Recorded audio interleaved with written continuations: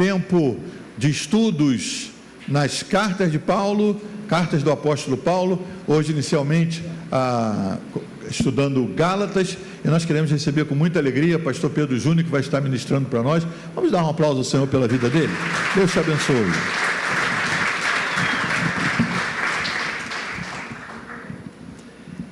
Boa noite, querido, na paz do Senhor. E antes de a gente estar na palavra aqui, eu quero dar o testemunho aqui o Asa já saiu de novo, não tem problema de ter saído não, mas eu falei, se não estiver envolvido lá com as tratativas lá do sepultamento da mãe, ele vai estar no culto. E no louvor, irmãos, a gente vê o quanto o Senhor ele faz diferença na nossa vida, com toda, não dá para imaginar a perda de uma mãe, a graça, a unção em que foi ministrada e a presença de Deus já tomou conta desse ambiente. Isso demonstra para nós, queridos, que quem tem o Senhor, anda na graça, na presença do Senhor, ele faz toda a diferença. Nós louvamos a Deus pela vida do Asa, da Marlete, do Nelson, da irmã Betsy, tem servido essa igreja, e sabedores de que a gente passa por esses momentos também. O importante é saber como nós vamos passar por eles. Amém, queridos? A gente está iniciando essa sequência das cartas paulinas. Hoje a gente vai falar, vamos falar de Gálatas. Nós vamos falar de Gálatas. E inicialmente o pastor, a gente estava falando sobre o tema, ele colocou ali, do apóstolo Paulo à igreja do século 21. Aí então uma foto ali sugestiva, né, do Paulo escrevendo as suas cartas para a igreja de hoje. E o que mudou? O que aconteceu de lá para cá? Como nós crescemos, ou será que nós crescemos? Então a gente precisa, na preparação dessa apresentação, eu não sei se as outras serão iguais, mas essa vai ser dessa forma. Eu fui pegando todo o livro de Gálatas e fui pensando algumas coisas que eu creio que serão importantes para que a gente medite, tá? Em alguns versículos de Gálatas, os 6 capítulos que Gálatas tem. Então você que está com a sua Bíblia, você pode acompanhar, apesar de que a gente vai projetar todos os versículos aqui. E eu queria que você fechasse seus olhos. Pai, nós te adoramos nesta noite abençoada. Obrigado pela tua presença no nosso meio, Senhor, que é a razão de tudo, Senhor, saber que tu estás presente quando nós chegamos aqui, a tua presença já é marcante em nós. Ajuda-nos pela tua graça, pela tua unção, e fala conosco. Fala aquilo que precisamos ouvir, Senhor, nos ajude, nós te pedimos e te agradecemos em nome de Jesus, amém. Muito bem, queridos, a gente no domingo, a gente fez uma plenária aqui da Escola Dominical, e falando justamente sobre Gálatas e Colossenses. Ainda vai falar um pouco mais de Gálatas nos próximos domingos, e a gente foi até o versículo 24 do capítulo 1, e hoje a gente vai falar tudo. Depois os professores aí pegam um gancho e destacam algumas coisas, mas a revista ela é bem didática, ela ajuda bastante nessa caminhada aí. Falando de Gálatas, em que essa cidade que hoje, naquela época fazia parte da Ásia Menor, hoje está no norte da Turquia, ali banhado pelo mar Mediterrâneo, que vai fazer uma fronteira pelo norte, descendo para Jerusalém. Essa cidade que foi evangelizada por Paulo, e que outros apóstolos passaram por aquela região também, mas Paulo especificamente, ele funda a igreja. E depois de um tempo, ele começa a saber o que estava acontecendo na igreja. O seu apostolado estava sendo colocado em xeque. Será que ele é apóstolo mesmo? Mas, irmãos, imaginemos nós, uma igreja que foi fundada, orientada, evangelizada por Paulo. Mas quem era Paulo? Até então, Paulo não é muita coisa. O Paulo não é muita coisa, porque o Paulo não é oriundo daqueles 12. Então aqueles 12 tinham toda a autoridade, tinha tudo. Mas isso já vai falar alguma coisa em nós, que é o seguinte: a gente não precisa fazer parte de um grupo para que o Senhor nos chame. Não importa o passado, não importa de onde veio, se Deus tiver propósito, Ele vai chamar e chama a todos. Ele fez isso com Paulo. Paulo, um perseguidor da igreja, um que matava, ajudava a matar, e consentiu na morte de Estevão, ele estava presente nisso tudo. Meu senhor, esse é um cara valoroso para mim. É um cara valoroso para mim. Paulo, sendo um homem zeloso da lei, conhecia a lei, fariseu, conhecia a lei, ainda que ele não pudesse ser sacerdote, por causa da tribo dele. Ele era um camarada que estava voltado às coisas de Deus com todo zelo, e às vezes, já vai falar conosco, às vezes a gente pensa que está no caminho certo, mas quando nós, dependendo da nossa motivação, Deus chama e Deus transforma. Então, por isso que às vezes nós vemos pessoas vindo do espiritismo, catolicismo, e de tantos ismos por aí, do budismo e tantas coisas, com sede de Deus. No momento certo, Deus se revela. Deus se revela. Agora, será que todos que Deus chama vêm? Não. E todos aqueles que Deus chama vêm, continuam? Também não. E Paulo vai tratar justamente com isso. Aquele que Deus chamou e veio. E daqui para frente? O problema é o daqui para frente. A frase que eu gosto muito, muito, eu uso sempre: não importa como começou, importa como vai terminar. Então, o capítulo 1 eu já estou aqui, o capítulo 1, o versículo 1, Paulo vai se apresentar: olha, eu sou apóstolo, não da parte de homem ou de homens. Por que ele usa essas duas expressões? Ele não foi eleito apóstolo por um conselho, porque lançaram sorte para ver quem ia ser apóstolo no lugar de Judas, e foi lá em Matatias, meu Deus, Matias, foi o Senhor que chamou Matias? Às vezes, em decisões, é controverso, nem sempre é aquilo que Deus quer, mas Deus respeitou. Mas aí, quando veio Paulo, ele falou assim: ele é especial. Vocês se precipitaram, eu respeito isso, mas esse aqui é especial. Por isso ele fala: não foi da parte de homem, não foi uma indicação, um dedão que botou lá em cima dele, e nem foi um conselho, mas foi o Senhor que chamou. E o Paulo, ele reivindica para ele essa autoridade de apóstolo. E depois que Paulo faz as saudações, ele começa a botar a casa em ordem a partir do versículo 6. Ele vai dizer: admire-se que estejais passando tão depressa daquele que vos chamou da graça para outro evangelho. A gente sempre vai fazer um paralelo daquilo que acontecia naquela época e que acontece hoje. Gente que começa bem no evangelho e daqui a pouco está inventando moda. E o problema é: por que vai para um outro evangelho?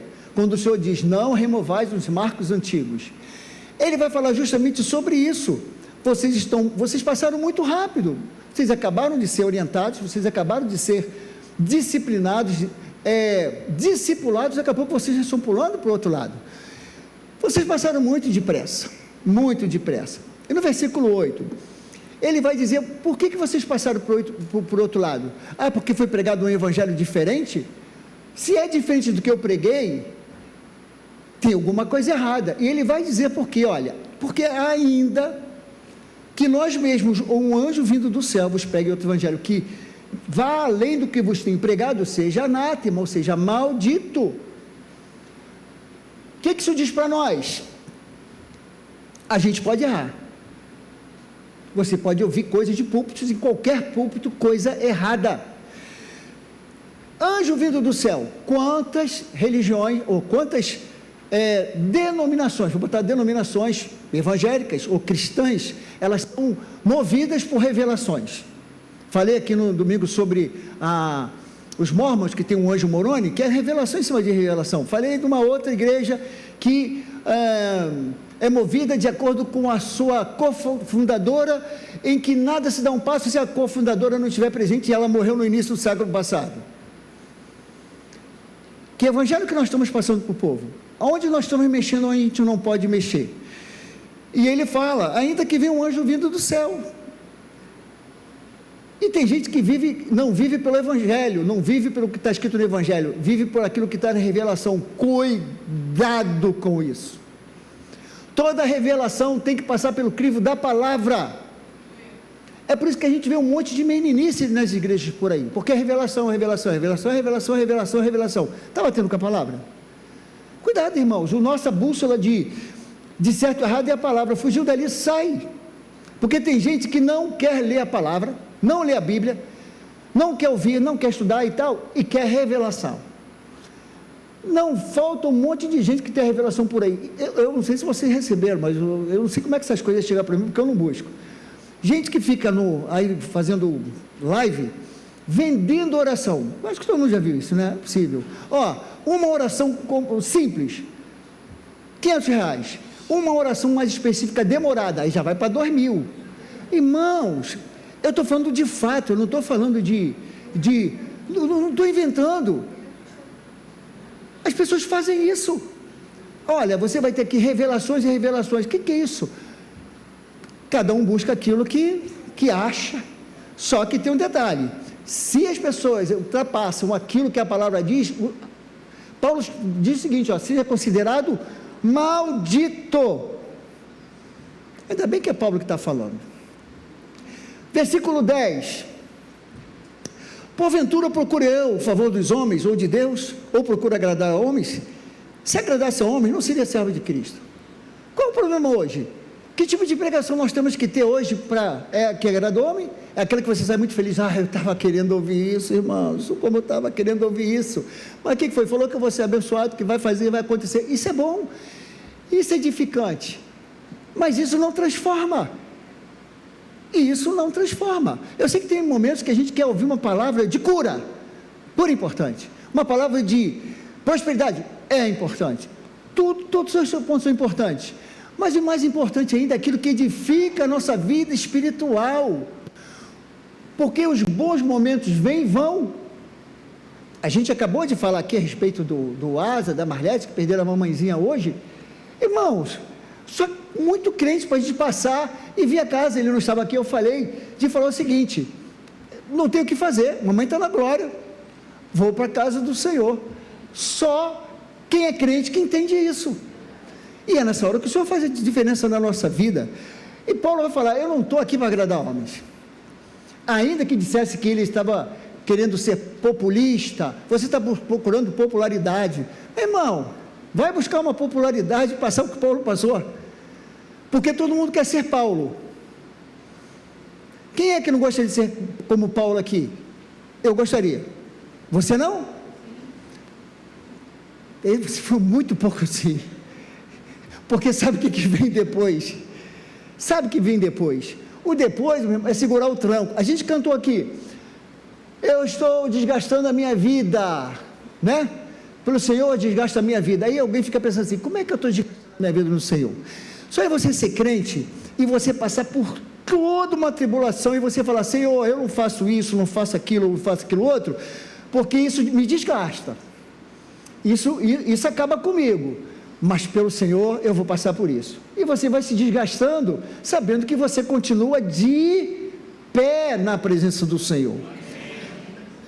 Aquela foto ali, irmãos, é justamente para falar sobre essa questão de coisas que você ouve, e Paulo falou, principalmente nesse período em que os judaizantes, aqueles que eram judeus, e ser judeu naquela época, na época da igreja primitiva, né, a igreja incipiente do Senhor, aquela que estava iniciando,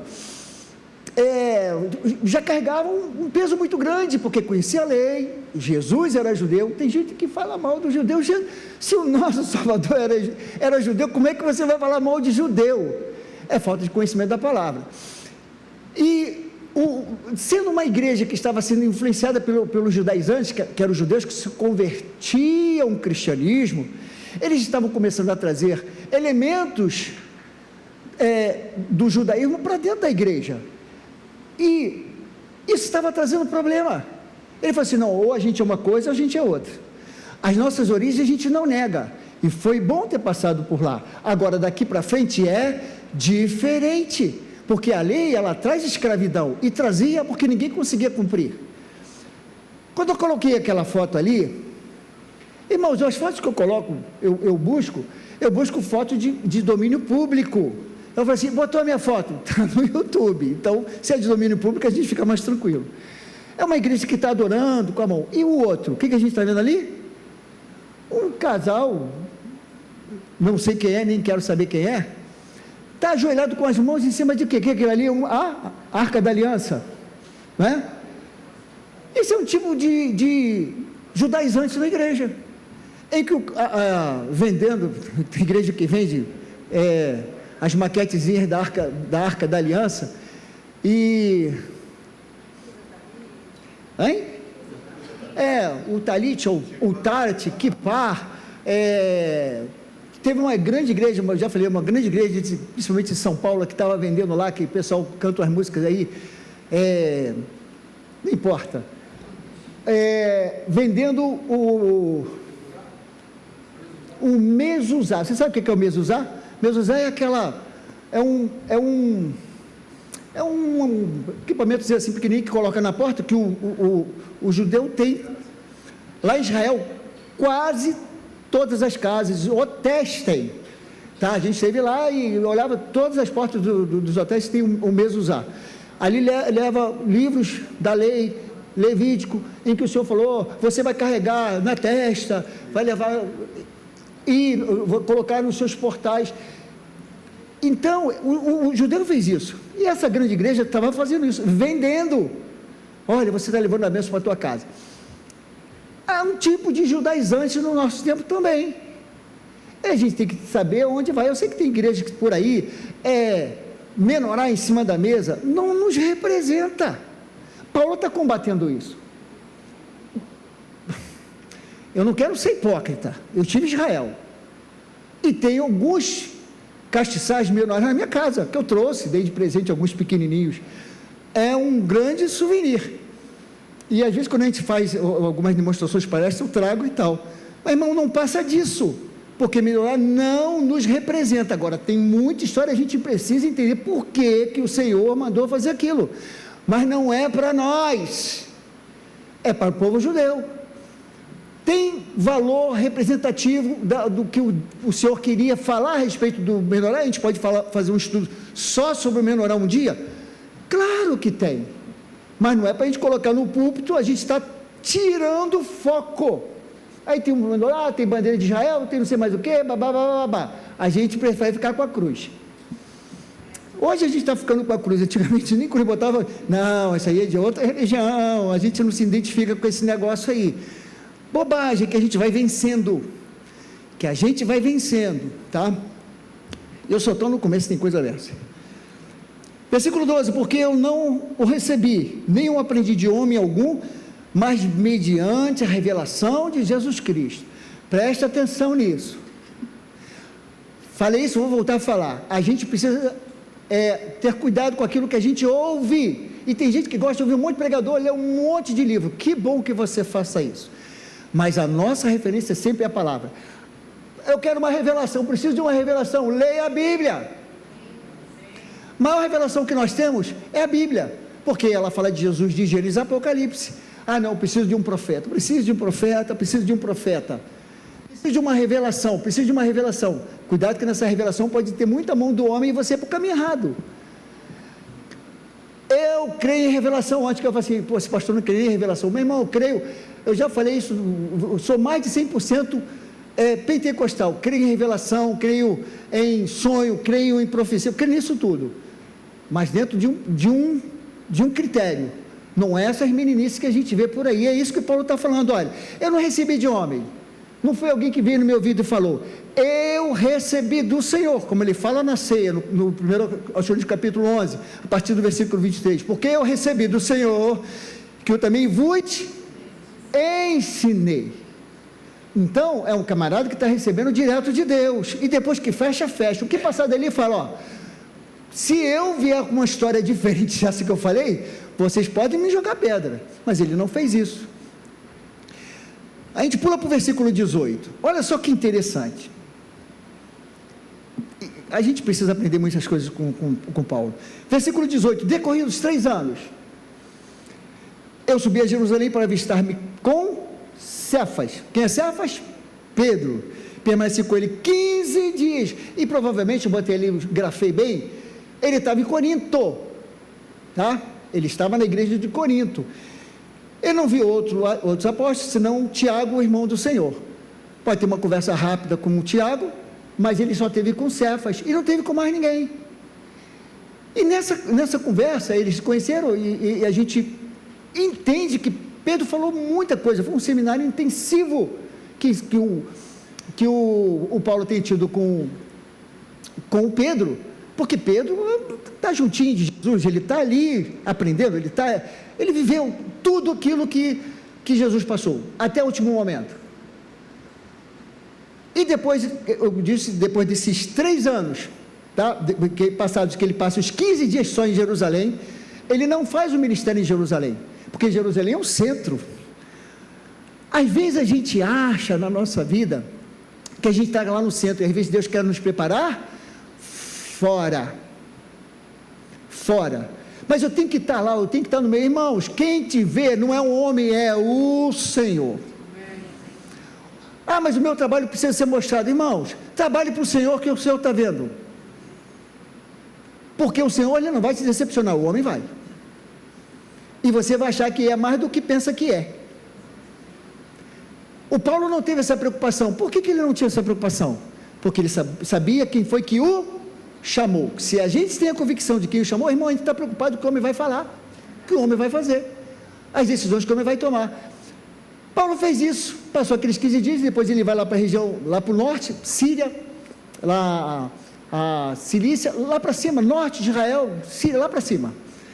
Ele está lá para cima, e lá ele fica, muito provavelmente, se preparando melhor ainda para o ministério, estudando, muito provavelmente isso. A Bíblia não esclarece sobre esse tempo, mas o tempo diz que 14 anos depois, ele se prepara lá, mas viajando. Sabe aquelas viagens de Paulo? Ele está viajando, ele não se preocupou em ir para Jerusalém. Foi o seguinte: preciso de orientação disso, porque ele já estava sendo extremamente usado por Deus, viajando, mas 14 anos depois, aí ele falou assim: agora está na hora.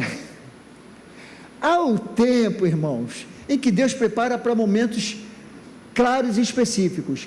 14 anos depois, quem determina o tempo das coisas acontecerem não somos nós, é o Senhor. E Paulo nunca tomou uma decisão sem antes ele consultar o Senhor. Movido pelo Espírito, o Espírito me impediu, o Espírito mandou que eu fosse, e ele está assim, estou aqui, estou só esperando que o Senhor me conduza. 14 anos depois, o que ele faz? Ele vai a Jerusalém, ele já está com Barnabé, tá? E leva a Tito. Depois ele vai escrever a carta para Tito, né? Uma das cartas pastorais. Nesse tempo, o que ele vai fazer lá? Olha o versículo 9, o que diz: quando conheceram a graça que me foi dada, Tiago, Cefas e João. Ele está falando de Tiago, provavelmente o irmão de Jesus, Pedro e João. Meus irmãos, esse trio aí é o top dos tops. Ele foi nos 3, né? Ali, ele foi nos 3, olha, reputados colunas. Então eles foram justamente nos cabeças dos apóstolos. E comunhão, recebido com toda a comunhão possível, e a fim de que nós fôssemos para os gentios e eles para a circuncisão. O que ele ficou definido ali? Olha, vocês, apóstolos, vocês que são lá de outro pastor já costuma dizer, de outra prateleira que ele faz, que é prateleira, de outra prateleira de cima, fico com os da circuncisão, ou seja, fica com os judeus, você precisa pregar para eles. Já está decidido aqui, para os gentios, os que não são da circuncisão, porque até o Barnabé, que não era, era grego, né? O deles era grego, ele falou assim, não, tudo bem, aceitaram de boa, o que não era muito simples, porque eles achavam o seguinte, não é judeu? Não, se é judeu, está circuncidado, se não é, tem que cortar o prepúcio, e o Paulo quer acabar com esse negócio, porque a circuncisão não é para crente, senão, meu irmão, até hoje já tinha que passar por esse processo, e tenho certeza que você não ia gostar. Então ficou decidido isso. Olha só, irmãos, a gente precisa aprender que no reino, às vezes as coisas não fluem do jeito que está tudo certinho, nem sempre. No versículo 11, ele vai embora, e o 11 vai falar, quando porém Cefas, o Pedro, veio a Antioquia, onde Paulo estava, o Paulo resiste ele face a face. Por quê? Olha só, eles se tornaram repreensível. E na nossa caminhada, a gente precisa saber o seguinte, não seja repreensível na caminhada com o Senhor. E ser repreensível não é por causa de uma coisinha ou outra, porque isso é bobagem. São coisas que o servo de Deus não precisa passar. De alguém chegar, eu vou te repreender, porque, rapaz, como é que você acredita que você faz esse negócio? Como é que você... E o Pedro falou o seguinte, ele se tornou repreensível. Com efeito, antes de chegarem alguns da parte de Tiago, comia com os gentios. Pedro está com a comunidade de Gálatas e está comendo com os gentios. Quando chega o Tiago, ele fala assim, eu tenho que me afastar desses caras que o Tiago está chegando aí. Ora, meu irmão, ou é sim ou é não. A gente não pode ter duas palavras, e o Pedro demonstrou isso. E o Paulo... aquele apostolinho que nem queriam reconhecer o apostolado dele, ele falou o seguinte, eu resisti Pedro face a face, o cara é muito corajoso, e ele temendo da circuncisão, ou seja, o Pedro estava querendo agradar gregos, os gregos e troianos, os gentios e os judeus. Versículo 13, também os demais judeus dissimularam com ele, a ponto do próprio Barnabé se deixar levado pelas simulações. Irmãos, há coisas tão sutis que acontecem às vezes na igreja, que a gente, quando a gente vê, alguém chega, quando alguém te der um toque a respeito de alguma coisa, irmão, pode não gostar na hora, você pode ficar até aborrecidinho, né, como diz o nosso pastor aqui, tristinho, pode ficar chateadinho, mas pelo menos pare para pensar. Fiquei chateado, mas será que eu não deveria ter ouvido? Será que eu não deveria ter escutado isso aí? 14, quando porém vi que não procediam corretamente segundo a verdade do Evangelho, não é a verdade de Paulo, é a verdade do Evangelho, disse a Cefas na presença de todos, sendo tu judeu, vive como gentio. Meu Deus, e não como judeu, porque obriga gentios a viverem como judeus? É uma palavra dura, para alguém que era o cabeça, ainda que não seja o cabeça da igreja, como alguns colocam, mas Pedro é um cabeça, é o mais velho, é o Pedro,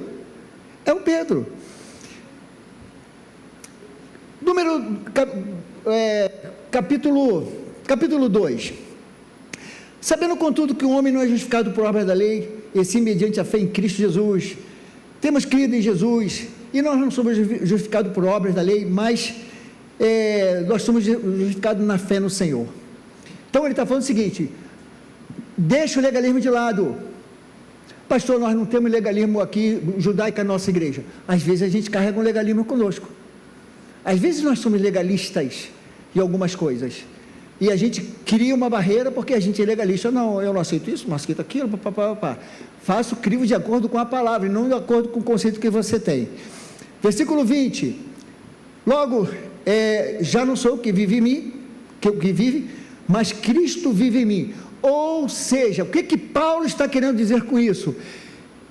O que eu vivi a minha vida quase toda, era de um legalismo, eu tinha conceitos, eu tinha princípios, eu tinha uma fé, mas agora não vive mais eu, agora quem orienta, quem caminha, quem diz para onde eu vou, é o Senhor, porque Cristo vive em mim, e esse tem que ser a tônica da nossa vida. Quantas decisões nós queremos tomar de acordo com o velho homem? Meu irmão, pode ter certeza que são muitas. Mas se a gente não parar e falar o seguinte: espera aí, agora quem vive em mim não é aquele velho homem, agora aquele que vive em mim é o Senhor. Se o Senhor vive em nós, e se nós cremos que Ele habita em nós, a gente tem que parar o seguinte: espera aí, 1, 2, 3, 4, Senhor entra em ação, aí a gente conta de 1 a 0, porque tem coisas, irmãos, que se a gente tomar uma decisão rápida, pode contar que vai dar problema, mas a gente deixa com que o Espírito do Senhor nos... Eu estou apertando aqui, caminhando aqui empolgado, e estou passando aqui o coisa aqui. Antes.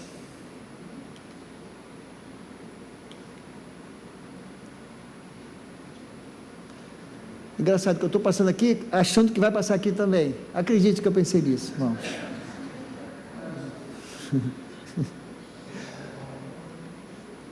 Capítulo 3.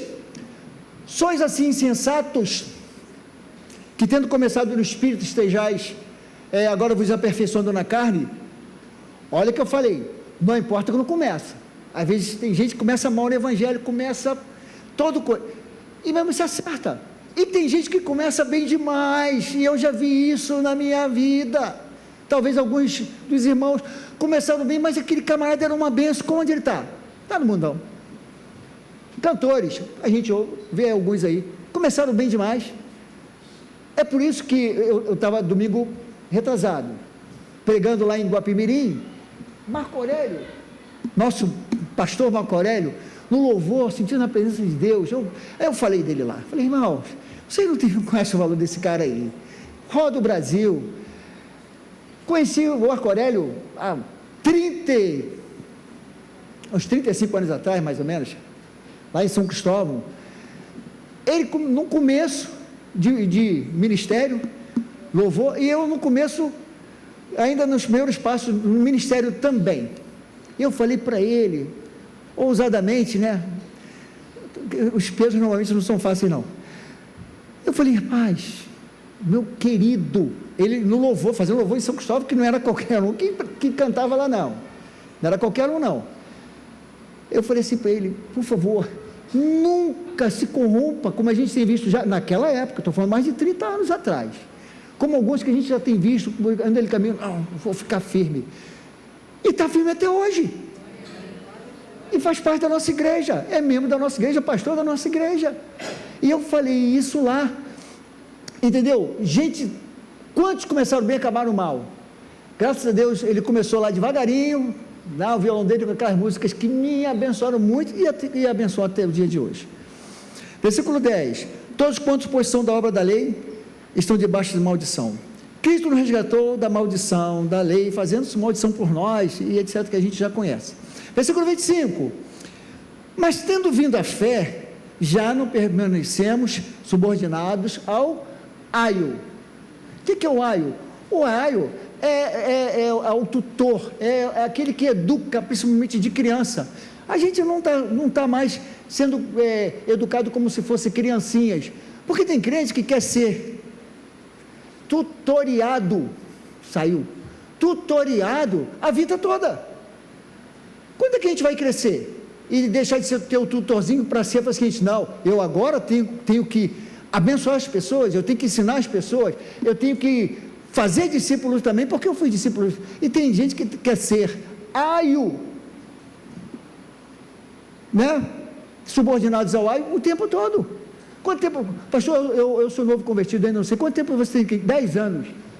Irmão, 10 anos já era para você estar pregando, explodindo aí. 10 anos, Paulo com muito menos fez isso, mas foi Jesus que chamou ele. E quem foi que te chamou? Tu acha que foi quem que te chamou? Não, o Espírito do Senhor, ele tocou no meu coração. E tu acha que o Espírito é o quê? É o próprio Jesus, é o próprio Deus. Nas 3 pessoas estavam ali, falando contigo. Se o Espírito Santo estava falando, o Pai estava falando, o Jesus estava falando também. Pois todos sois filhos de Deus mediante a fé em Cristo Jesus. Versículo 4. Agora vamos para o capítulo 4, versículo 4. Vindo, porém, a plenitude do tempo. O que é a plenitude do tempo? É a vinda de Jesus. A partir daí, irmãos, até Jesus o tempo não tem, ele não tem algo determinado. O que se sabia? O Messias vai vir. E quando é que o Messias vai vir? Ninguém sabia. Se prepararam para o Messias desde sempre, até que aprove a Deus que um dia viesse, há cerca de 2 mil anos atrás. Plenitude do tempo. A partir daí, irmãos, tudo tem um tempo para acontecer. Tudo tem um tempo para acontecer, assim como o arrebatamento da igreja, que está próximo, e vindo a manifestação do anticristo. Aí a gente já está lá no final, já estamos em Apocalipse, e depois o perfeito estado eterno, que é uma outra história que vamos ver para sempre. Plenitude do tempo. Então ele veio para nos resgatar, que estavam sobre a lei, a fim de recebermos a adoção de filhos. E versículo 7, ele completa dizendo: de sorte que já não é mais escravo, nós não somos mais escravos. Amém? Amém. Aquilo que nos prendia o pecado não prende mais. Se tiver preso, alguma coisa ainda precisa ser libertado, ser liberto da sua vida. Ele vai dizer que agora nós somos filhos e herdeiros por Deus. Aí está a grande promessa que Paulo leva aos Gálatas: você agora é herdeiro da eternidade. Esquece esse negócio de promessas terrenas. Por que promessas terrenas? Meu irmão, qual é a promessa que Deus tem para a igreja? Céu na eternidade. É a mesma promessa para os judeus? Não. O Senhor prometeu aos judeus a terra, não foi o céu. Ainda que a gente encontre Abraão, Isaac, Jacó, Moisés, essa turma toda lá, a gente vai encontrar com eles, e só não são aperfeiçoados por causa de nós que ainda não fomos arrebatados. A promessa dos judeus é a terra, e eles vão estar aqui na terra porque era o plano original de Deus. E para a igreja? A gente não tem promessa da terra. A palavra do Senhor nos ensina que nós somos apenas passageiros, peregrinos. Essa não é nosso lugar, ainda que a gente vá morar na terra no final das contas, mas isso é outra história. Versículo 9: mas agora que conheceis a Deus, ou antes sendo conhecidos por Deus, como estáis voltando outra vez a rudimentos fracos e pobres? Por que nós, depois que muitos encontram o Senhor, se deixa levar por rudimentos fracos? O que falta em nós para que a gente não caia nessas armadilhas? Trocando coisas terrenas, e a gente acabei de falar sobre isso. Pessoas começaram muito bem, mas vieram alguns convites, algumas coisas, rudimentos fracos. Tudo e qualquer coisa que troque, por melhor que pareça essa terra, por algo terreno, é fraco diante de uma promessa de eternidade. E tem gente que está trocando, irmãos, às vezes você se assusta, a internet hoje, você se assusta, o cara era do louvor, o cara dava no louvor, uma bênção, estava explodindo. Eu tenho muito cuidado, eu tenho muita restrição, muito cuidado com essa turma que explode muito novo, muito cedo. Tenho muito cuidado, porque são alvos. Aí tem um rapazinho que começou tal, foi lá no Lagoa Evangelho, daqui a pouco se apresenta como uma mulher. Tem um monte por aí, não é um, se fosse um, alguns por aí. Rudimentos que trocam, e outros que trocam o glamour desta vida por uma eternidade. Não, mas eu tenho que cuidar da minha família, eu tenho que cuidar, meu irmão, se você não cuidar primeiro da eternidade, para você e para sua família, tudo mais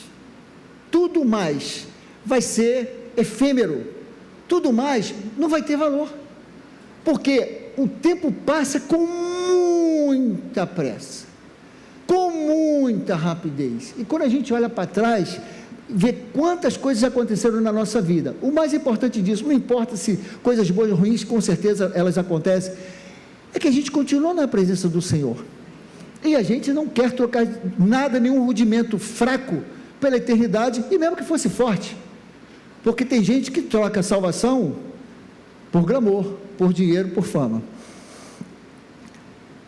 Versículo 10, guardai dias, meses e tempos e anos. O que ele está falando no versículo 10 lá embaixo?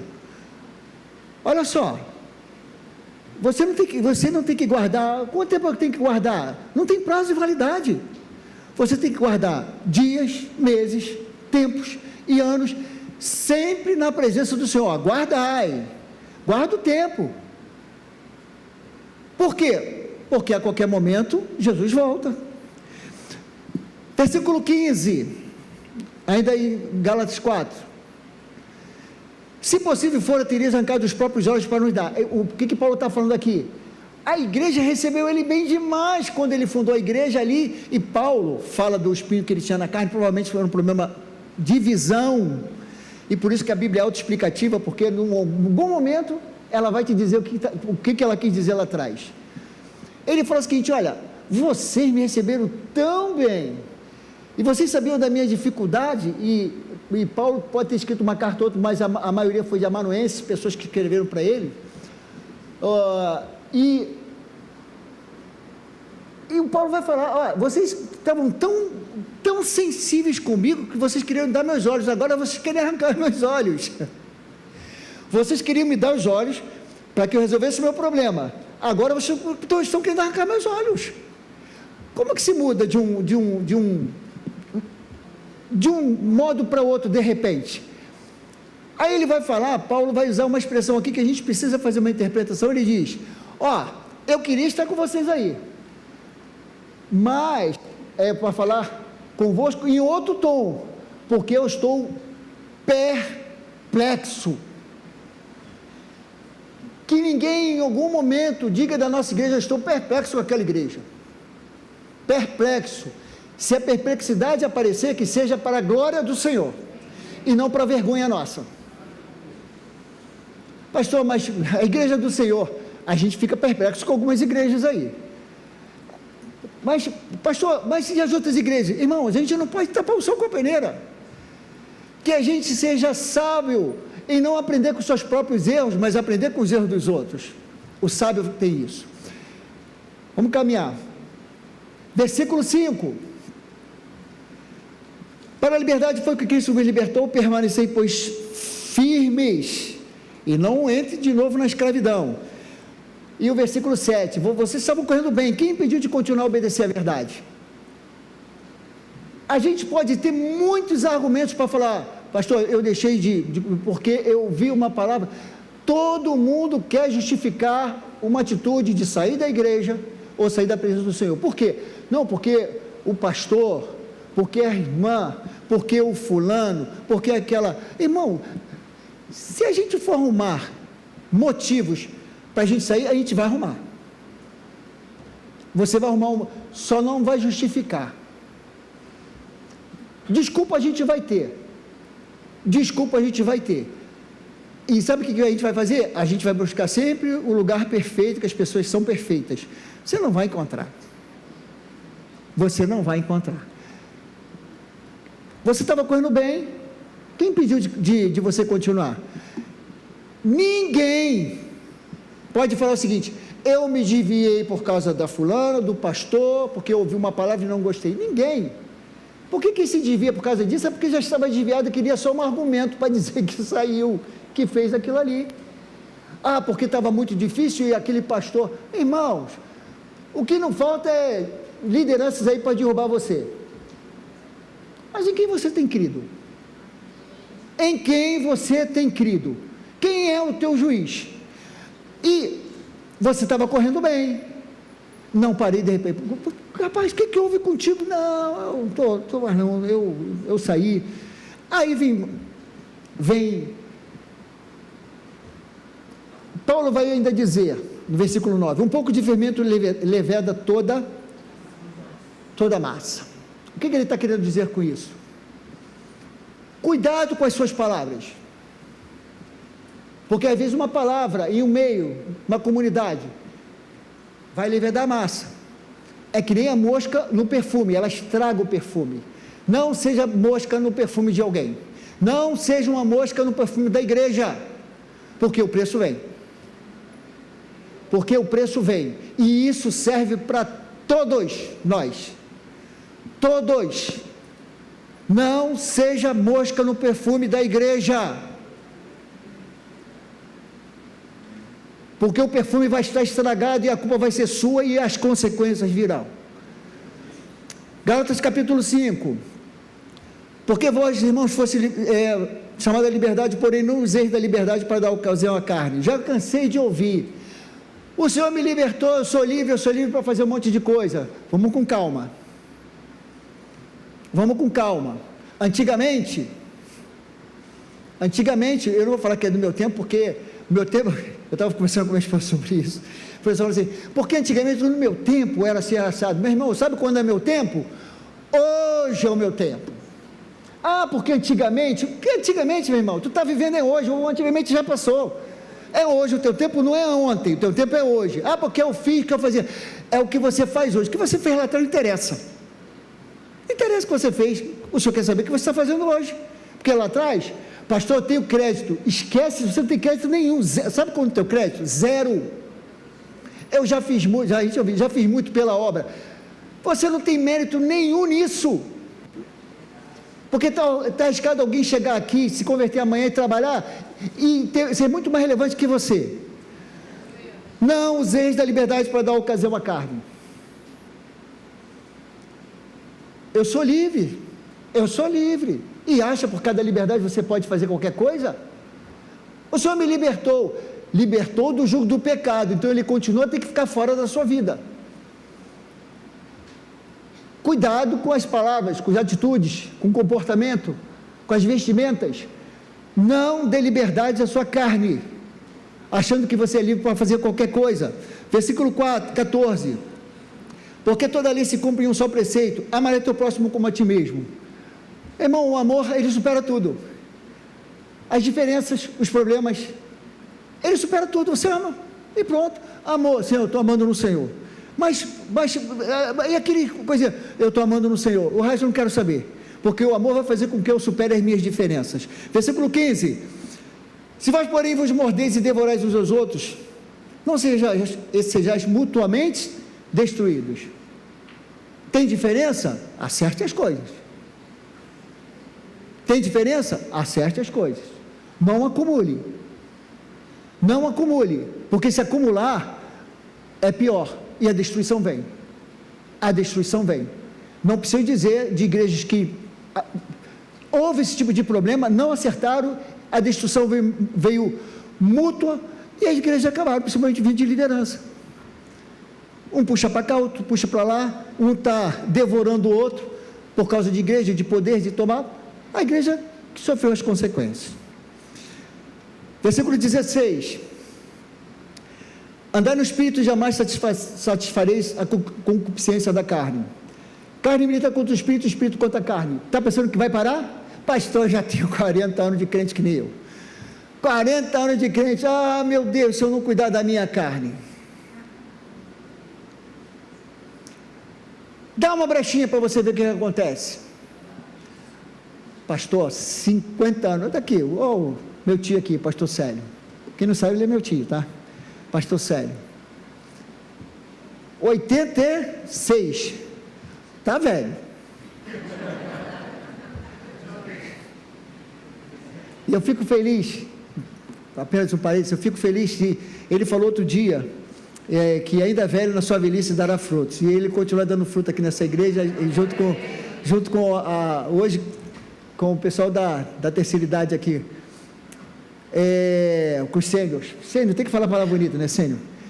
E ele está aqui, 86, vocês acham, porque ele tem uma vida longa na presença do Senhor, 86 anos, que ele vai falar o seguinte, que nada, eu sou, irmão, não tem esse negócio não tem crentinho, crentão, crente novo, crente velho. Se der brecha para a carne, meu irmão, tu vai para o chão. Cuidado, jovens, principalmente os jovens, mas não é só para jovem não, porque tem muito crente velho aí, embarcando em algumas situações complicadas. Ele vai falar assim, as obras da carne são prostituição, uma impureza, lascívia. Sabe o que é lascívia? Lascívia é quando mulher, porque nas propagandas, o pessoal não usa homem, usa mulher. Roupas sensuais que atraem o desejo sexual do homem. Lascívia. Irmão, cuidado com isso. Minha irmã, na verdade. Idolatria. Pastor, a gente não é mais idólatra. Então, aquele pessoal que gosta de imagem lá, tem certeza? Tem certeza que é isso? Tu tem do teu lado, provavelmente no teu bolso aí, que para muito é idolatria. E cada um de nós sabe o limite que às vezes a gente não dá e as consequências que vêm disso. Até problema de cabeça o celular dá. Feitiçaria, inimizades, irmãos, está na igreja, porfia é briguinha, fofoquinha, ciúmes, iras, discórdia, dissensões, facções, inveja, bebedice, glutonaria, e qual semelhante é essa, tá? Que declaro que não herdarão o reino de Deus, que coisas praticam. Aí você só para e pensa, será que eu estou nessa barca aí? Eu espero que não. Ainda no capítulo 5, estamos caminhando para o final. Mas o fruto do Espírito aí nessa você tem que embarcar. Nessa você tem que embarcar. Ele vai falar ali, olha só, Gálatas. Ele está falando para Gálatas? Paulo está falando para Gálatas? Não, está falando para a gente. Ele está falando para nós. Aquele pessoal já morreu, irmão. Ele está falando para nós. Fruto do Espírito é amor, é alegria, é paz, é longanimidade. Seja longânimo com o teu irmão. Benignidade, seja benigno com o seu irmão. Bondade, fidelidade, mansidão, domínio próprio. Que coisa boa. Domínio próprio, irmãos. Até o desafio da vida do crente, domínio próprio. Esse talvez seja o maior desafio, que dominar a nossa carne, irmãos, tem hora que a gente precisa amadurecer nesse negócio. Contra essas coisas não há lei. E os que estão em Cristo Jesus crucificaram a carne com as suas paixões e concupiscência. Será que crucificamos? Será que a gente realmente crucificou essas paixões, as concupiscências da carne na nossa vida? Irmão, só você e Deus que pode responder isso. Se vivemos no Espírito, andemos também no Espírito. Não nos deixemos possuir da vanglória, provocando uns aos outros, tendo inveja uns dos outros. É com o Senhor, tudo é com o Senhor, irmãos, tudo é com o Senhor. E finalmente, capítulo 6, versículo 1: irmão, se alguém for repreendido em alguma falta, vós que sois espirituais, corrigir com o espírito de brandura. Irmãos, esses são alguns problemas que acontecem na igreja. Isso é coisa antiga, isso é coisa velha. Tem um monte de gente que se acha tão espiritual, que acha que tem o direito de chegar no irmão, às vezes novo convertido, e falar: essa roupa aí, esse cabelo aí, esse colorido aí, essa coisa toda. Irmãos, dá um tempo. Até porque esta igreja tem pastor. Tá? Não faça o papel que não é seu. Porque a pessoa, ela vai ouvir do pastor e vai falar: foi o pastor que falou. No mínimo, ela vai pensar duas vezes. Se for algum qualquer, assim, foi mal recebido. Tem uma irmã lá que nem sei quem é, falou comigo: irmão, cuidado com isso. Está em falta, corrija no espírito, porque quando você tem espírito de brandura, a pessoa vai saber que você está falando com amor. Quem exorta com amor. E tem gente que exorta querendo mostrar santidade. Eu sou santão. Se eu sou santão, eu posso chegar e posso falar. Cuidado com isso. Guarde-se para que não seja também tentado. Versículo 6: mas aquele que tendo sido instruído na palavra, olha só, faça participante de todas as coisas boas aquele que o instrui. Quer honrar a quem você é instruído? Honre. É isso que ele está falando. Capítulo 6: não vos enganeis, de Deus não se zomba. Aí vamos entrar naquela série de mensagens pastorais que está pregando aqui aos domingos, pela manhã. Não se zomba, de Deus não se zomba, pois aquilo que o homem semeia, também ceifará. O que você está fazendo? Para quem é? Presta atenção. E qual é a sua motivação? Qual é a sua motivação? Quando Paulo fala que você semeia, irmãos, é porque antes a gente fazer, Deus está sondando a motivação daquilo que a gente está semeando. Quem semeia na sua própria carne vai colher corrupção, mas o que semeia no Espírito colherá vida eterna. Ele fala sobre a ceifa, e para não cansar de fazer o bem, versículo 10 ele vai dizer: por isso, enquanto tivermos oportunidade, fazemos o bem, façamos o bem a todos, mas principalmente os da fé. Então, quer ajudar? Irmão, começa com a igreja,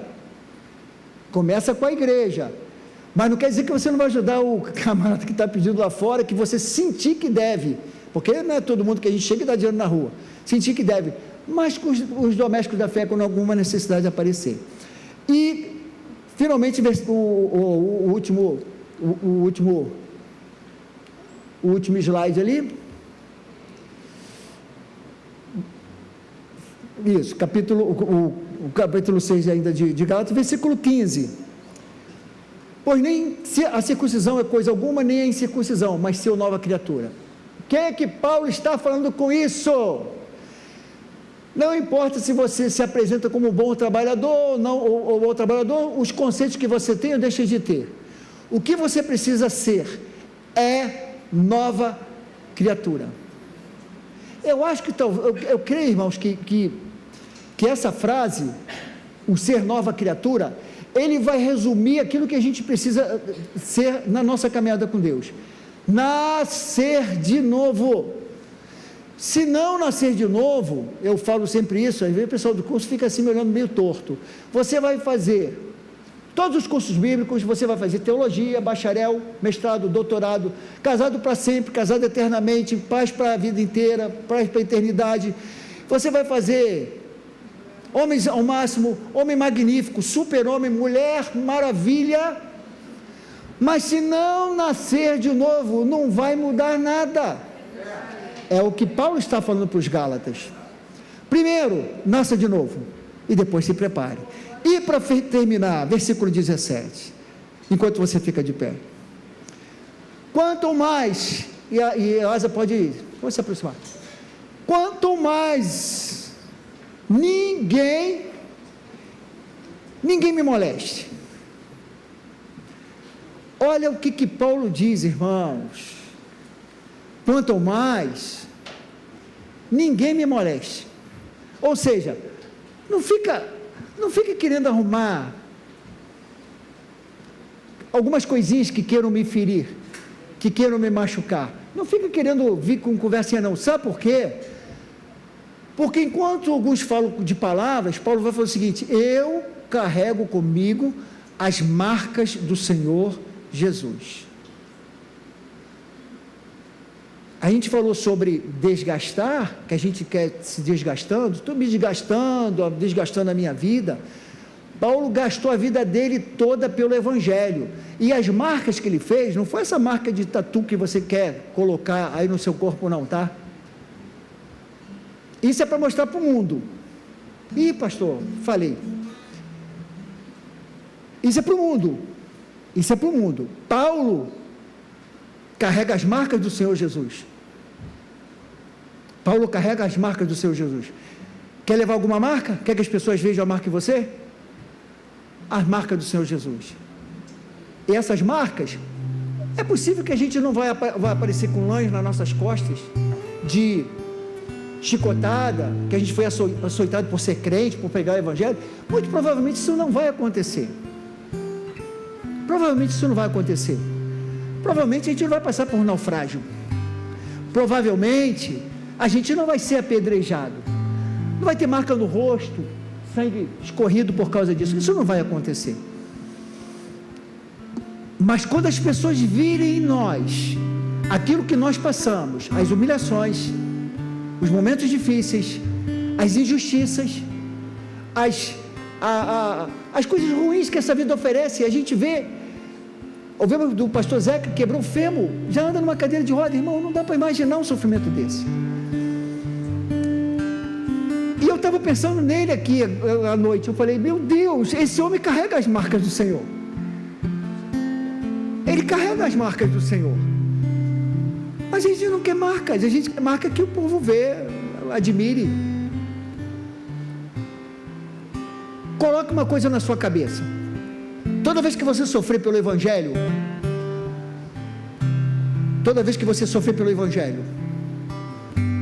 e machucar, estiver machucando você por uma situação ou outra, e você vai acumulando isso na sua vida, lembre que essas marcas é para a glória do Senhor.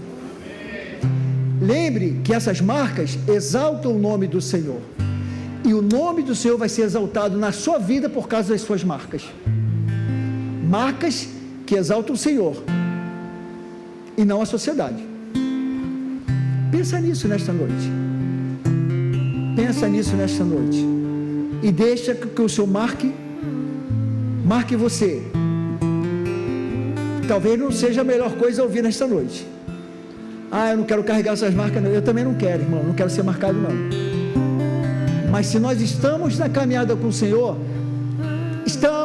temos que estar preparados para essas marcas, porque elas vêm, quer você goste ou não. E normalmente, irmãos, marcas, e certamente muitos de nós temos cicatrizes das nossas quedas, garoto, machucado, tombo de moto, atropelamento, queda de árvore, tiro na mão. Irmãos, elas estão aí, é a história da nossa vida. Faça desse momento de marcas difícil na sua vida um tempo de Deus, de maturidade, de crescimento. Lá na frente o Senhor vai te mostrar o porquê. Pensa nisso, e o Senhor vai ser exaltado através da sua vida. Vamos louvar o Senhor? Glória a Deus, glória a Deus. Obrigado, Senhor. Teu bom perfume exala em nós, Senhor. Glória a Deus. Não preciso perguntar quantos foram abençoados, né? Que noite especial.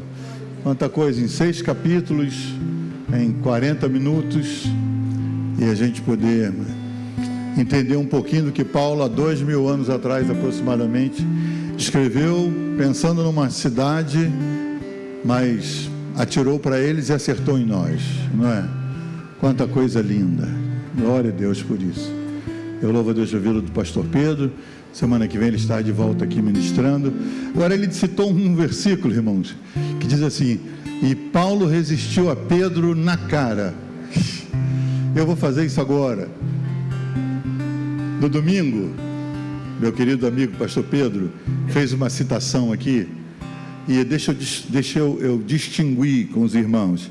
A gente às vezes cita o nome de uma pessoa e não está falando do cargo que ele tem. A Bíblia diz que temos que orar pelas autoridades e honrar as autoridades.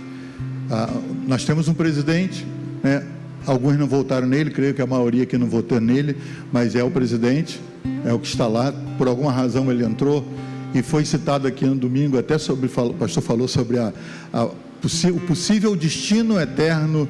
Ali ele não estava falando do presidente, ele estava falando de uma pessoa. Então, deixar claro que aqui na igreja a gente ora pelos presidentes, a gente honra as autoridades, e o destino eterno deles a gente deixa como a gente tem estudado nas parábolas de Jesus. Os anjos no final vão separar quem é trigo, quem é joio. Mas só para você não ficar constrangido, às vezes ministrando aqui a gente passa a nossa opinião, nossa palavra, nossa interpretação, mas não tivemos a intenção de ofender o presidente da nação, nem as autoridades constituídas por Deus. A gente honra e respeita, independente da gente concordar ou não com o que eles fazem. Vocês entendem essa palavra? Amém. Deus abençoe.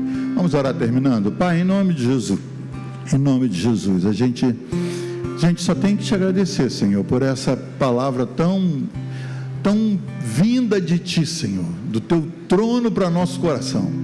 E o Senhor quer nos fazer melhores, quer nos ajudar a estarmos de pé e a nos mantermos de pé. E, Senhor, obrigado pela carta de Paulo aos Gálatas, pela ministração do Teu servo a nós. Agora queremos abençoar o Teu povo, que saímos daqui mastigando essa palavra, ruminando, que tenhamos um retorno aos lares abençoado, Senhor, uma comunhão aqui, Senhor, ainda na igreja, comendo juntos, Senhor, uma quinta cheia da Tua presença, uma sexta-feira abençoada, um sábado maravilhoso e domingo de volta à Tua casa. Nós abençoamos o Teu povo com paz, declaramos Teu cuidado sobre nós, nos guardando de todos os perigos, em nome de Jesus, e todo o povo de Deus diz: que o Senhor te abençoe rica e abundantemente. Não saia sem cumprimentar uns 12 ou 13 aí, em nome de Jesus.